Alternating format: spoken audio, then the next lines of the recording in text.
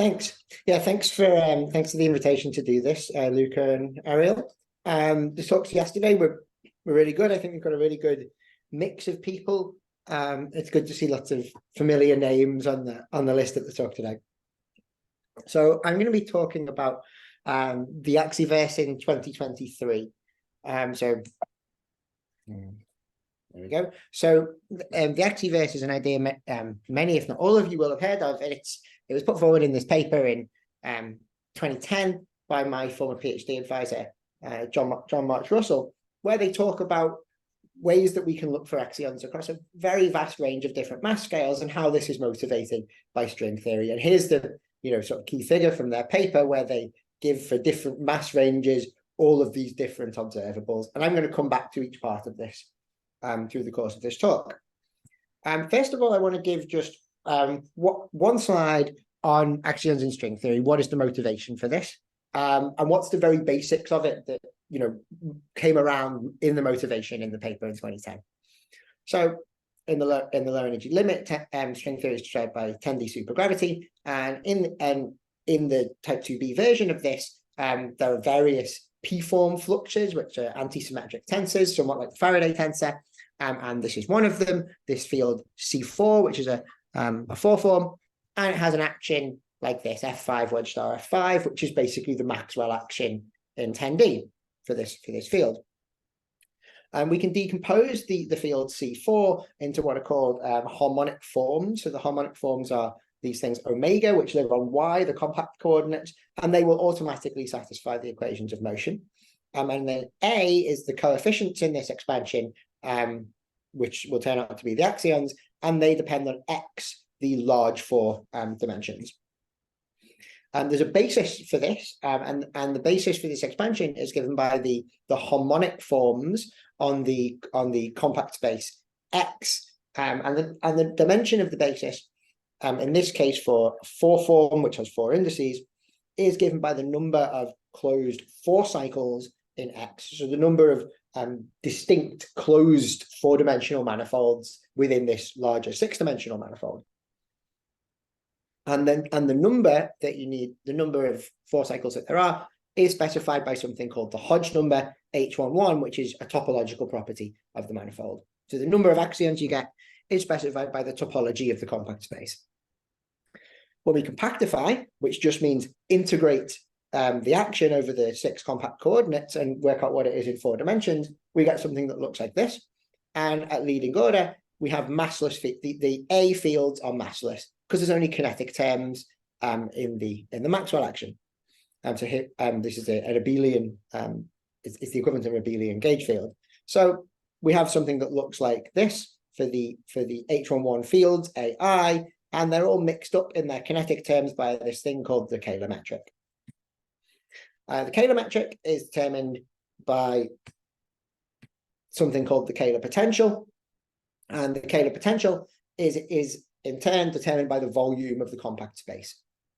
So the volume and how it depends on the moduli and on which of these, the real moduli, these things, sigma, is determined again by a topological property of the space. And the eigenvalues of this metric give us what we're familiar with as the decay constants of the axions. So the axion fields here, as I've written them, are dimensionless. So K has to have mass dimension 2. So the eigenvalues of K are the squares of the decay constants, and parametrically they're given by the Planck scale divided by the volume of one of these closed cycles. Finally, the axions don't remain massless when we include non-perturbative effects, just like in field theory, the QCD axion gets mass from QCD instantons. In string theory, the relevant instanton to consider is something called a Euclidean D3 brane. So it's a D3 brane, but it's Euclidean, so it extends through a 4th dimension, which is 4th Euclidean dimension, which you can think of as wrapping around these closed cycles D. And that generates a potential, just like the QCD instantons do. And the potential is periodic because of the symmetries, the discrete shift symmetry of the axion. It looks like this, so we can write it as a cosine. And there are a number of different terms coming from different cycles or different non-perturbative effects. Each one contains a linear combination of different axion fields.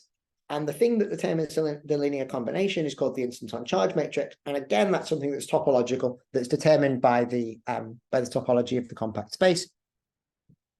Last ingredient is what's the scale of the potential? That's this scale lambda to the power 4, and the scale lambda is exponentially sensitive to the volume of these extra compact of these 4 cycles. So this is all coming from what's called the closed string sector, which is the gravity sector essentially. And what this tells us is that a number of axions is unavoidable. It comes from the complex topology, and that they have a mass and a decay constant that in principle you can compute.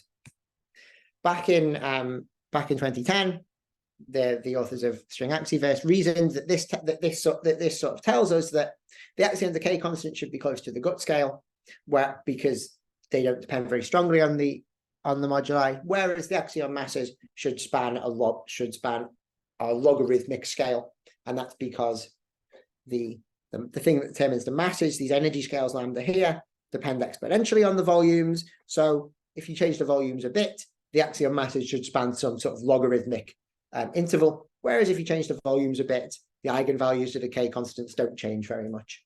So decay constants around the gut scale, masses log scale. What's happened since 2010? So I'm going to tell you about the Axiverse in 2023.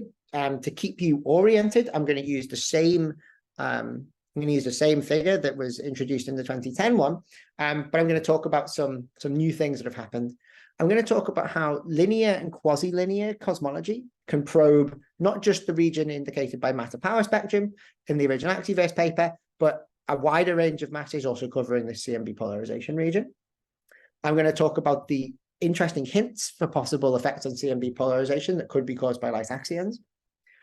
Something that at this special mass around 3 × 10⁻20 that I don't think was foreseen in the 2010 paper is the big interest that's exploded in the last 10 years in fuzzy dark matter models, driven by advances in computation, among other things, that wasn't really on the radar exactly of the authors of Axiverse in 2010.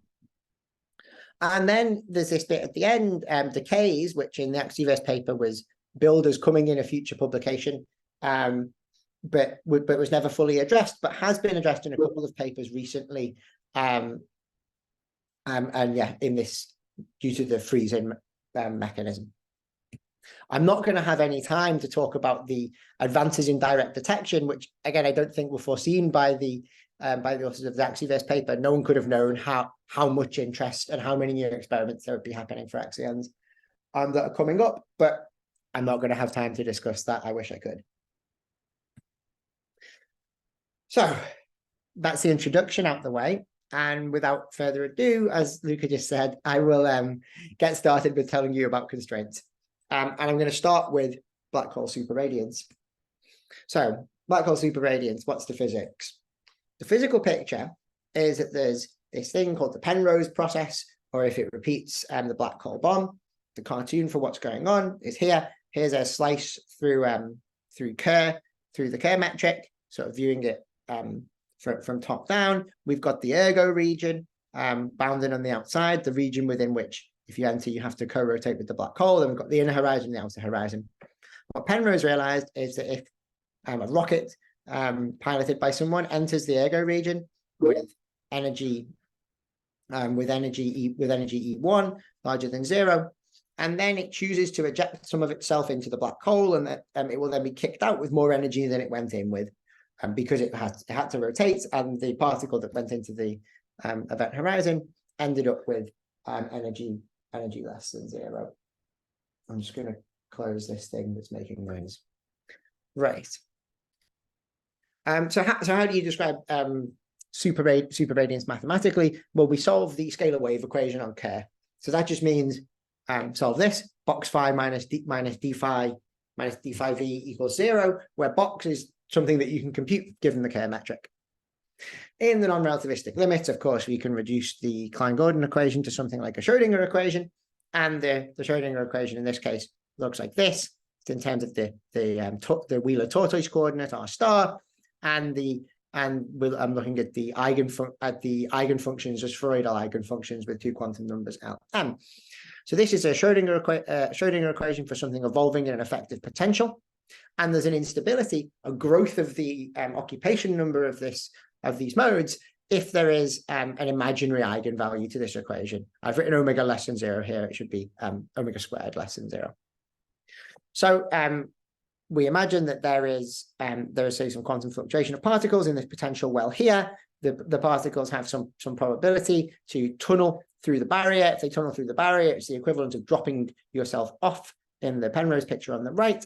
But the process keeps on happening because for a massive particle, there's a bound state. So there's an effective mirror, which is just drawn in by hand here, but you can see that the potential rises. There's a bound state. So this process just keeps on happening. And as this happens, the thing that you have to balance conservation of energy, and that means that if the wave function of the particles grows, the spin of the black hole has to go down. This will happen to astrophysical black holes as if the superradiance rate given by these eigenvalues is faster than any other rate in the problem.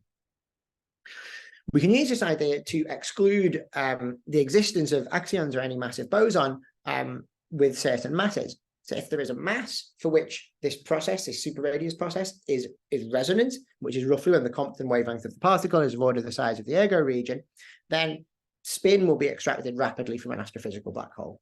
How you arrive at constraints is illustrated in this GIF here. So I'm imagining here's some data for the black holes. There are some of them with measured high spin, LMCx1, M33x7.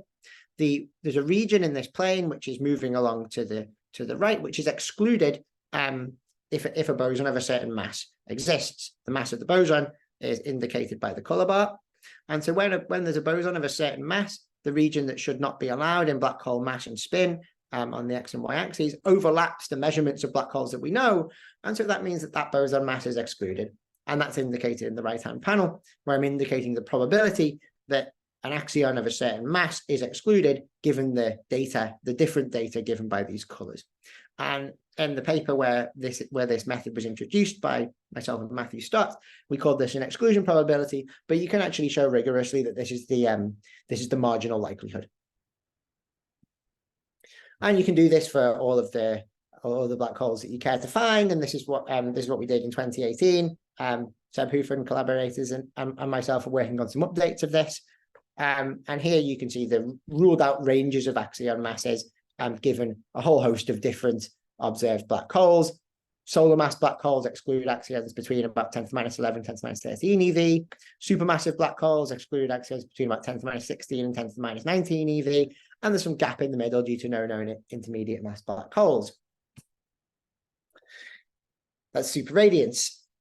I'm going to go through each one of the constraints in the Axiverse paper, so we're going to have to move at quite some speed. Linear cosmology, and this is something that I've worked on extensively and that there's been a lot of advances in the rigor of calculations and the rigor of statistics since 2010.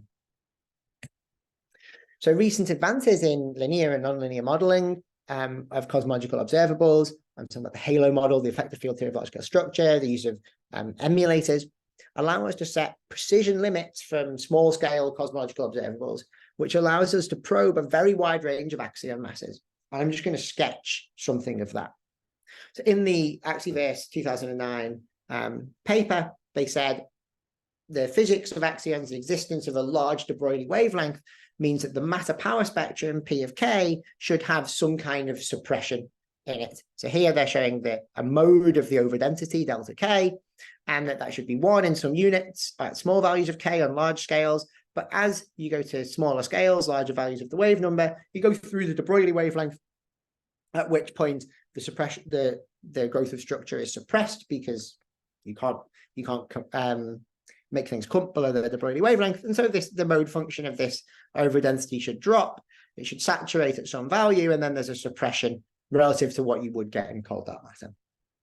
This is a sketch. What does this look like now? What this looks like now is illustrated in this figure on the right, which is taken from a recent paper by Kia Rogers, myself, and a large number of other people, where we looked at the power spectrum, what are called the power spectrum multipoles in the baryon oscillation spectroscopic survey, DR12 data. So here we've got the monopole, the quadrupole, what's called the real space power spectrum, which means real space, not redshift space, Q0.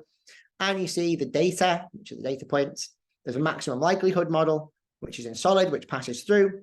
The maximum likelihood model has, for this axion mass, about 25% axions, omega h squared over 0.03. But if you turn up the amount of axions a little bit, you go from 0.03 to 0.09, so that would be more like close to the total amount of dark matter. You see that there is indeed this sort of suppression of power given by the dotted line, which is the equivalent of this sketched step in the left-hand figure. And so you can see by eye in this figure that large quantities of axions with very low mass, 10 to the minus 25 eV and below, are excluded by cosmological observations such as these. This is the very big summary of what this looks like when you use many different cosmological data to do this. You can use the cosmic microwave background that probes all the axion masses from 10 to the minus 32 up to about 10 to the minus 25, sets constraints on the density around the percent or so. And then there's other constraints here, which I don't have time to discuss, from Eridanus 2, from the Milky Way dwarfs, from dark energy survey, from Lyman alpha forest. We've got black hole superradiance. These are all very powerful. And then I've also indicated here in the solid line what you would expect from the original Axiverse case if the axion decay constant was around the gut scale. And you see that the solid exclusion parts don't really eat into that gut scale prediction very much, but the open regions, which are what the future is holding in this field, can start to set constraints on gut scale decay constants. Something that they couldn't have foreseen in the original Axiverse paper is the big progress that we've made in simulating axions around these masses at very low masses, 10 to the minus 22 eV. This is indicated with two very nice figures here. This first real breakthrough came in 2014 with work by Shiva et al., which showed that really we could observe wave-like effects of very light axions in cosmological structure. Tim Zimmerman will talk about some recent results on this either later today or tomorrow. And other groups have done this as well. This is Philip Marsh. And you can see, very nice interference patterns caused again by the de Broglie wavelength of light axions. And this allows us to set even more constraints and look for even newer effects of axions beyond this simple effect in the power spectrum that was talked about in the Axiverse paper. The last bit of phenomenology before I get onto the new string theory results is the decay, what was called decays in the original Axiverse paper. And I'm talking about advances in this that have come from thinking about the freeze-in scenario for dark matter production. So this was looked at in two separate papers that came out very close to one another in 2022. One by the Gambit collaboration, which I was involved in, cosmological constraints on decaying axion-like particles, and another paper by Nick Rod and his collaborators, which they called the irreducible axion background, much catchier title. The idea here is that the Primakov process, if the axions interact with electromagnetism, Primakov process, which is this one illustrated here, there's some charged particle and there's some free photons in the standard monoplasma, they interact and that can produce axions. And what that means is that even if you start with no axions at all, this process will make some of them and you can't get around that. And that's called the freeze-in process. And the amount, the fraction, the dark matter fraction of these axions that you produce depends on the reheating temperature. So that's what's indicated in this figure here. For different values of the reheating temperature and different axion masses, how much dark matter do you make by this process? And there is a minimum value for the reheating temperature that we can have. You have to at least reheat to BBN, 5 MeV. So there is a minimum amount of axions that you will produce from this freeze-in process. And you see in this figure here that you get about 10 to the minus 4 of the dark matter in sort of MeV-ish mass axions. 10 to the minus 4 might seem like a small amount of dark matter, but these guys then go on to decay by the process of, by the same coupling, the axions-photon coupling, heavy axions decay. And if you have even a very small amount of dark matter decaying, that can have very, very big consequences on the ionization history of the universe, for example, as Miguel talked about yesterday, fractions as low as 10 to the minus 10, and even lifetimes longer than the age of the universe, can affect astrophysical observables. So here's a figure showing the results of that from the paper by by Nick Rod and collaborators, where we see here constraints on the axion-photon coupling as a function of the axion mass, assuming just the minimum reheat temperature of 5 MeV. And they're indicated here in the colored bands: CMB, X-ray, which comes from the absence of observed X-ray lines looking towards the center of the Milky Way, and the cosmic ray background. And these constraints are unavoidable. They're irreducible, as they say in that paper. They place strong limits on axions in the mass range of around a keV to around 10 GeV, and they place very strong constraints on the axion-photon coupling. The axion-photon coupling here is around 10 to the minus 15 inverse GeV.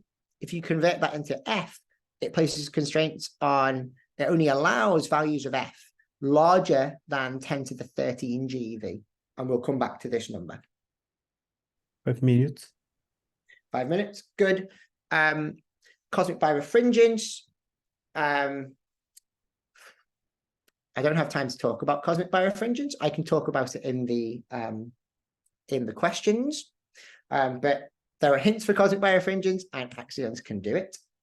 I want to spend the last 5 minutes telling you about what has happened in string theory in the last 14 years since the Axiverse paper.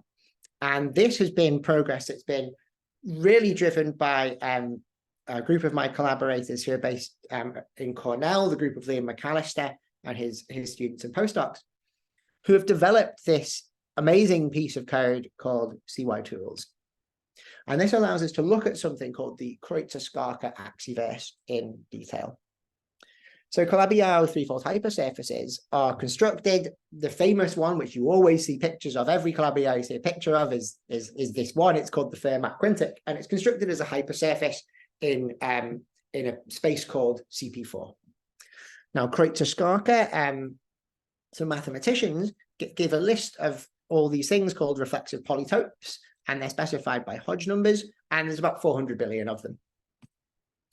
If you take these reflexive polytopes, you can make from them, you can triangulate them, and these define what is called an ambient space, an ambient toric variety, which plays the same role as CP4 for the Fermat quintic. And for every single one of these ambient toric varieties, we're able to construct a polynomial which specifies a hypersurface, which gives a Calabi-Yau. And this gives you a way to construct 10 to the hundreds of Calabi-Yaus.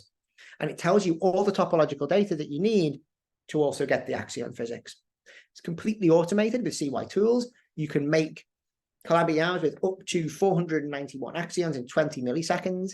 It took hours on supercomputers to make models with 25 axions just 10 years ago.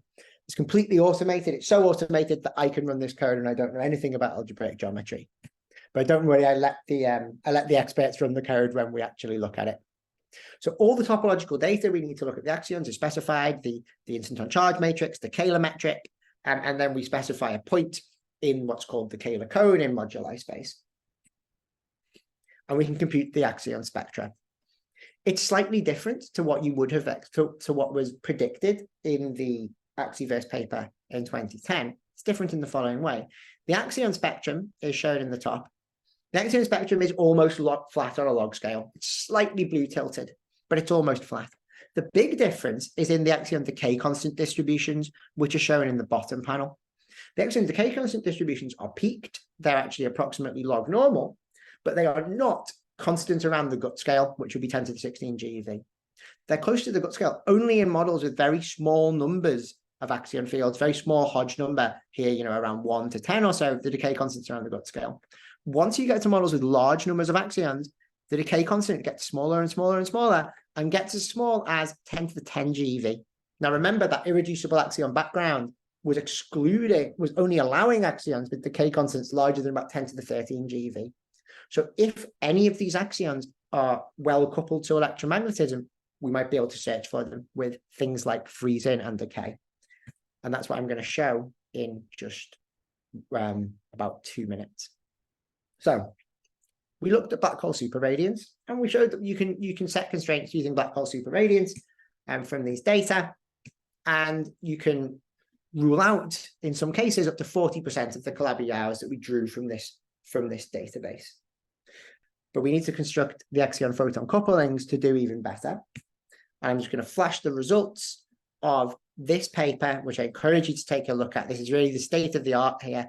We call it glimmers from the Axiverse, where we were able to compute the axion-photon couplings from this massive database of Calabi-Yau manifolds. We looked at 200,000. There are 10 to the hundreds still to look at.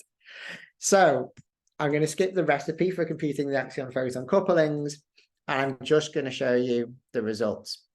Surprisingly, the number of axions with an order 1 coupling to photons is small. Not all of the axions couple to photons. So here, with in models with, say, 50 axions, we get, mostly around 1, but sometimes up to 10 axions with a non-zero coupling to photons. I define the coupling as the expected value alpha over 2 pi f times some dimensionless number c. And if c is of order 1, then your axions are well coupled to photons. That gets the number that get well coupled gets smaller as you go to larger and larger numbers of axions labeled by h11. Once you get to 30 at the most axions, you've only got 2, 3, 4 that are actually well coupled to electromagnetism. This is surprising. We explained the mechanism behind it in the paper. The QCD axion mass, on the other hand, is strongly correlated with this value of the Hodge number. When the Hodge number gets large, the QCD axion mass also gets large and starts to get close to these 2 red lines, which are existing constraints on the QCD axion from supernova 1987A. And we're also able to look at whether or not these models are constrained by X-ray spectrum oscillations. The X-ray spectrum oscillation constraints only kick in for certain realizations of the standard model in the UV, here labeled by the size of the 4 cycle on which we realize electromagnetism. Birefringence is possible, but not generic. The decay of axions from the produced by the Primakov process, this seems to disfavor models with high reheating temperature for the reasons I discussed earlier due to freezing. And we can look at a whole different spectrum of axion models. Here's the axion mass and coupling plane. It's almost completely populated. However, it's not very strongly populated above the QCD axion line towards the constraints that you'll be familiar with from astrophysics. But this does leave open the possibility that direct detection experiments may be able to discover some of these axions, some of these glimmers that are coupled. And I'll stop there and leave my summary slide up. Okay, great. Thanks. This it's a fantastic dive into the future of the field. Any questions? Please use the reaction button. So we have Wenjin. Hi, Dodi. So you promised to talk about birefringence. Yeah. Sorry. Yes. So birefringence. Birefringence. As you probably know, the angle that is hinted at from the Planck observations is like 10 to the -3 in radians, and that is the value is almost exactly alpha electromagnetism. So you can predict it for an axion as long as the coupling to the visible sector, as long as this C factor here is of order 1. If C is of order 1, you can get birefringence because the number is basically the number that we measure is basically alpha. But we find that in order to get that in string theory, it's not generic. So only a few fields ever get this C close to 1. So it's not generic, and which ones get it is essentially random. And to get it, you have to realize electromagnetism. Here's the value of beta that we get in our scans as a function of the volume of the cycle that electromagnetism is on. To get birefringence, which is the observed value is this line here, you have to have electromagnetism realized on a cycle with a very specific volume. And the volume is around 40 in string units. So thanks for asking about that. I didn't get to say it otherwise. You can get birefringence, it's rare, and it requires electromagnetism to be on a cycle with volume 40 in string units. So if birefringence is real, it tells us a lot about the UV completion the possible UV completion of the model. Okay, we have a question from Osmin. Yes, hello. Thank you for the. Can you hear me? Oh, Yes.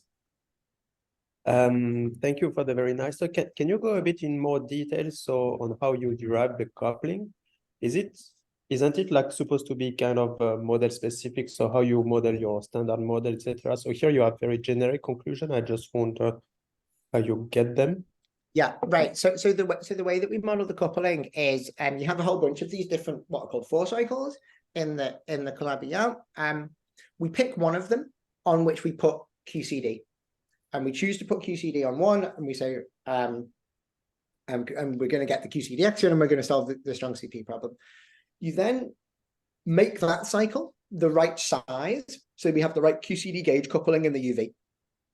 Then to select electromagnetism, we can choose, we're not free to choose any cycle. So we're imagining that the standard model is realized by some configuration of D branes on these cycles.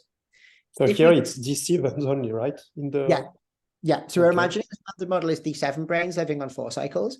And then if we put the standard model all on the same cycle as QCD, that corresponds to having a gut. If you have a gut, a lot of this axion photon coupling phenomenology goes away. This was discussed by Pratik Agrawal and collaborators quite recently. You have to live below the QCD line, but there's lots of cycles that intersect the cycle that QCD lives on that you can also put electromagnetism on, which means that your gauge group in the UV is not, let's say SU5, it could be like, SU5 cross U1 electromagnetism, something like that. So as long as there's a cycle that intersects that one, you can put electromagnetism on there. The size is then fixed from the size of QCD, and that fixes our EM gauge coupling in the UV, which then fixes the axion couplings.